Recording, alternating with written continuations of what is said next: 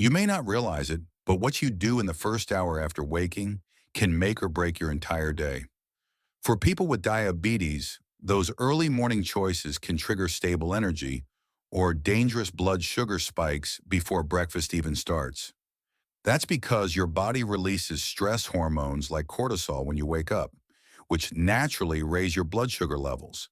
If you don't take control of that rise, it can lead to insulin resistance, fatigue, cravings, and long-term complications. But here's the good news. Science shows that simple, consistent morning habits can reset your metabolism and improve your blood sugar throughout the day. No fancy supplements, no extreme workouts, just practical, doctor-recommended strategies you can start using tomorrow morning. In this video, I'll walk you through the top 5 habits that have helped thousands of diabetics avoid spikes and stay in control. These are daily behaviors supported by research and real-life success stories from people managing type 2 diabetes with lifestyle changes. And by the end of this video, you'll understand how to use your mornings to lower A1C and feel your best. So make sure to subscribe now. By the way, where are you watching from? Drop your city or country in the comments. I'd love to know. One of the most powerful yet overlooked habits for controlling blood sugar is waking up at the same time every morning. It sounds simple, but your body's internal clock, called the circadian rhythm, has a massive impact on blood sugar and insulin function. When you wake up at different times each day, your body's hormone cycles become irregular, especially cortisol, which raises blood sugar levels naturally. This inconsistency makes it harder for your pancreas to predict when insulin is needed, leading to morning spikes and unstable energy. But when you wake up consistently, say every day at 6:30 a.m., your brain starts syncing hormone release to that schedule like clockwork. Studies show that people with type 2 diabetes who follow regular sleep-wake times have better fasting glucose and lower A1C over time. The first 30 minutes after waking are when your cortisol levels are peaking, which is completely normal and necessary for energy. However, if your wake time changes daily, your body keeps adjusting, and that peak becomes unpredictable, triggering unwanted glucose fluctuations. Even on weekends, try to wake up within the same 30-minute window to support a stable circadian rhythm and metabolic control. When your body knows what to expect, it functions more efficiently, just like how medication works best when taken consistently each day. Think of your morning routine as your body's daily clock-in time, and keeping that clock-in time regular is key to metabolic balance. Now here's the surprising part. This habit doesn't only affect blood sugar in the morning, but also how your body responds to food later.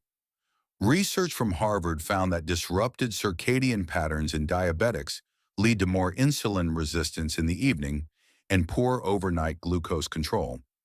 So by aligning your wake-up time with your natural sleep cycle, you actually improve insulin sensitivity for the entire 24-hour period. You might even notice fewer cravings, steadier energy, and improved sleep quality because your hormone systems start working with you, not against you. If you find it hard to wake up early, don't worry. It's less about waking up early and more about waking up consistently. Choose a wake-up time that suits your lifestyle and health needs, then stick with it, even on days you don't feel like it. Over time, your body will adapt, and you'll start waking up naturally, often with more energy and better morning blood sugar readings. This one habit can be the foundation for all the others to work better. So start with this and build from there. By the way, where are you watching from? I'd love to hear. Drop your city or country in the comments below. The very first thing you put into your body after waking up has a huge impact on your blood sugar levels. That's why one of the smartest habits for any diabetic is drinking a full glass of plain, room temperature water before anything else. Your body has gone 6 to 8 hours without hydration, and dehydration can quietly raise blood sugar by concentrating glucose in the bloodstream. When you're dehydrated, your kidneys also have a harder time removing excess sugar through urine, leading to longer periods of elevated glucose. Water acts like a cleansing tool. It helps flush out toxins, supports circulation, and kickstarts your digestive system for the day ahead. It also signals to your liver that it's time to activate your metabolism, which affects how glucose is processed and stored. Researchers have found that even mild dehydration causes your body to release vasopressin, a hormone that increases blood sugar and blood pressure. That's why starting your day with water, not coffee, not tea, helps reset your blood chemistry before food or medication comes into play. Some experts recommend around 300 to 500 milliliters of water first thing in the morning, which equals roughly one standard size glass. The key is to drink it before breakfast, before coffee, and definitely before taking any medication. Ideally within 10 minutes of waking. It's a small shift that makes a big difference, especially for people with type 2 diabetes or prediabetes trying to avoid early spikes. Even better, try adding a few drops of fresh lemon, not juice, just a wedge, to support digestion and help with insulin sensitivity. Avoid sugary detox waters or flavored drinks. These can backfire by causing an unnecessary glucose response, even if the label says sugar-free. You might be surprised how quickly this habit becomes automatic. Many diabetics report fewer cravings and better blood sugar readings within just a week. Plus, it sets the tone for hydration throughout the day, helping you hit your daily fluid intake goals without even thinking. Proper hydration has also been linked to lower HbA1c, improved energy levels, and better focus, things every diabetic can benefit from. Water may not seem exciting, but it's one of the most powerful tools in your blood sugar toolbox, completely free and always available. If you're already taking medication in the morning, ask your doctor if water can be used instead of juice or milk for swallowing pills. This small change might help avoid extra glucose absorption that happens when medication is taken with carb-containing liquids like milk or fruit juice. Start tomorrow morning. Before anything else, reach for that glass of water. Your body will thank you, and your blood sugar will show it. By the way, where are you watching from? I'd love to know. Drop your city or country in the comments below. If you truly want to understand your diabetes and control your blood sugar, one morning habit is absolutely non-negotiable. Checking your levels immediately. The moment you wake up, your body's already responding to hormonal changes that directly influence your glucose, even before your first bite. One of the biggest factors here is the dawn phenomenon, where your liver releases glucose to prepare your body for waking up. This natural spike happens in almost every person with diabetes, especially type 2, and can raise fasting blood sugar without warning. If you don't test right away, you miss the chance to see your true fasting level, which is critical for managing your treatment. Doctors rely on this number to evaluate how well your body's handling glucose overnight, while you're not eating or moving. That's why it's essential to test your blood sugar within 10 minutes of waking, before brushing teeth, drinking water, or moving around too much. Even small activities can cause a rise in cortisol and adrenaline, which falsely elevate your reading if you delay the test too long. Using a reliable glucometer or continuous glucose monitor, CGM, gives you a real-time snapshot of your body's overnight metabolic activity. Fasting readings between 80 and 130 milligrams per deciliter are generally considered ideal, but your target may vary based on your doctor's advice. If your readings are consistently high in the morning, it may mean your liver is overproducing glucose while you sleep, something you can fix. And if it's too low, it might suggest your evening insulin or medications need adjusting, especially if you're on sulfonylureas or basal insulin. Tracking this one number every morning gives you powerful data that builds a pattern over time, helping you and your doctor make better decisions. It's also a great motivator. Seeing a lower fasting number can boost your confidence and help you stick to healthier habits all day. Many diabetics find it helpful to keep a small notepad near the bed to write down readings before they even leave the room. Or use a phone app that syncs with your glucometer, making it easy to see weekly trends, averages, and warning signs in real time. If you're using a CGM, check the trend graph immediately after waking to look for overnight highs or lows during sleep hours. This habit also helps catch silent nighttime hypoglycemia, which can lead to rebound highs if not detected, especially in people on insulin. Plus, early morning readings can guide your meal choices. If you wake up high, you might choose lower carb foods to compensate. Or if you're low, you can adjust your breakfast to avoid further dips that can lead to dizziness, fatigue, or irritability. In short, this habit puts you in control because you can't manage what you don't measure, especially with something as dynamic as blood sugar. Make it part of your routine. Wake up, sit up, test. No distractions, no delays, just data that could literally save your life. The numbers you see every morning are your body's report card. They reflect yesterday's meals, last night's sleep, and your current medications.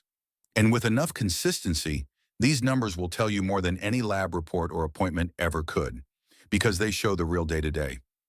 So start tomorrow morning. Test before anything else. You'll gain clarity, confidence, and a better shot at long-term control and fewer complications. By the way, where are you watching from? I'd love to hear. Drop your city or country in the comments below. After you wake up and check your blood sugar, the next step is to gently activate your body with light movement or walking. Why? Because early movement helps lower your blood sugar naturally by waking up your muscles and using glucose for energy immediately. Even just 10 to 15 minutes of gentle walking can improve insulin sensitivity and reduce the size of your morning glucose spike. When your muscles move, they use glucose from the bloodstream without needing insulin. This is called non-insulin mediated glucose uptake. It's especially powerful in the morning when your body is still adjusting from its overnight fast and hormone shifts are most active. Studies show that morning movement improves post-meal glucose control and helps diabetics avoid the dangerous combination of inactivity and cortisol buildup. Walking, stretching, or doing a light yoga session helps activate a glucose transporter in your muscles called GLUT4, critical for pulling sugar into cells. When you move right after waking, you take advantage of that transporter's natural responsiveness and stop glucose from sitting in your bloodstream. It doesn't have to be intense. A walk around your home, gentle floor stretches, or a few steps outside can make a measurable difference. In fact, people who do light movement before breakfast have been shown to maintain more stable blood sugar throughout the entire day. If you use a CGM, you'll likely see a gentle downward trend in your blood sugar after just 10 minutes of walking. This habit is also great for lowering stress hormones like adrenaline and cortisol, which spike naturally in the morning and raise blood sugar. By reducing those hormones through movement, you create a calmer metabolic state that sets the tone for how your body handles food. And for older adults with diabetes, morning movement helps maintain joint flexibility, improves circulation, and supports better balance and nerve function. If you're someone who struggles with insulin resistance, this habit can become one of your strongest tools for glucose control without medication. Try pairing it with deep breathing or calming music to make it feel like a gentle self-care routine instead of a workout. Remember, this isn't about burning calories. It's about signaling your body to process glucose more efficiently and consistently right from the start. Even if you're busy, a short indoor walking routine or some seated stretches can still stimulate the right hormonal and muscular responses. Don't overthink it. Just move your body within the first 30 minutes of waking, and you'll see improvements in blood sugar and overall energy. Tomorrow morning, give it a try. Your muscles, your metabolism, and your mind will all benefit from this simple act of movement. By the way, where are you watching from? I'd love to hear. Drop your city or country in the comments below. Your first meal of the day is one of the most important blood sugar decisions you'll make, especially if you're living with diabetes. Skipping breakfast or choosing high-carb foods first thing can spike your glucose and make it harder to stay balanced all day. That's because your body is still dealing with cortisol, the hormone that raises blood sugar in the morning to help you wake up. If you pair that hormone spike with cereal, toast, or fruit juice, you create a blood sugar surge that's hard to control. But when you eat a protein-rich, low-glycemic breakfast, you signal your body to slow down glucose absorption and reduce post-meal spikes. Protein takes longer to digest and doesn't raise blood sugar the way carbohydrates do, making it ideal for starting your day with balance. Add fiber and healthy fats, and you've got a metabolic powerhouse meal that supports insulin sensitivity and keeps you full for hours. Think eggs with avocado, Greek yogurt with chia seeds, cottage cheese with flaxseed, or a tofu scramble with spinach and bell peppers. These foods are not only low on the glycemic index, but they also nourish your pancreas and reduce cravings later in the day. Research shows that eating a high-protein breakfast helps diabetics lower their A1C and avoid late-day energy crashes and overeating. In fact, one study found that diabetics who ate eggs for breakfast had better blood sugar control than those who ate bagels. Avoid common breakfast traps like sugary cereals, white bread, instant oats, flavored yogurts, and so-called healthy granola bars loaded with hidden sugars. Even fruit smoothies, unless they're balanced with protein and fiber, can cause blood sugar to spike and then crash before lunch. If you enjoy fruit in the morning, choose berries, apples, or pears, and always pair them with protein like nuts, seeds, or Greek yogurt. Another helpful tip is to prepare breakfast the night before, so you're not tempted by convenience foods or rushed morning choices. Over time, eating a consistent, nutrient-dense breakfast can help lower your fasting blood sugar and reduce insulin resistance significantly. You'll feel more satisfied, mentally sharper, and less likely to reach for snacks between meals or crave sugary drinks mid-morning. And remember, portion size matters just as much as food choice. So keep your meals moderate and mindful, even with healthy ingredients. The goal isn't just to eat less, it's to eat smarter. And the smarter your first meal is, the easier the rest becomes. If you're already taking medication or insulin, this kind of breakfast helps your treatment work more efficiently without causing glucose fluctuations. Start tomorrow with something simple, like a boiled egg and a few walnuts, and build your breakfast habit from there, one step at a time. By the way, where are you watching from? I'd love to hear. Drop your city or country in the comments below. So now you know the top 5 morning habits that can completely transform how your body manages blood sugar every single day. From waking up at a consistent time to choosing a balanced, low glycemic breakfast, each habit builds a healthier foundation for your diabetes journey. And the best part? These are practical changes you can start tomorrow without needing expensive supplements, intense exercise, or complicated routines. You don't have to do everything at once. Just pick one habit, stick with it for a week, and see how you feel. Start small. Maybe it's just drinking water first thing or going for a 10-minute walk before breakfast. Simple shifts lead to major results. Over time, these habits become second nature. And that's when real blood sugar control becomes consistent, not just occasional. So tell me in the comments, which habit are you already doing, and which one will you try this week? And if you found this helpful, please give the video a thumbs up and share it with someone who needs better morning blood sugar control. Don't forget to subscribe, because in the next video, we'll explore the best nighttime habits to lower blood sugar while you sleep. By the way, where are you watching from? I'd love to hear. Drop your city or country in the comments below.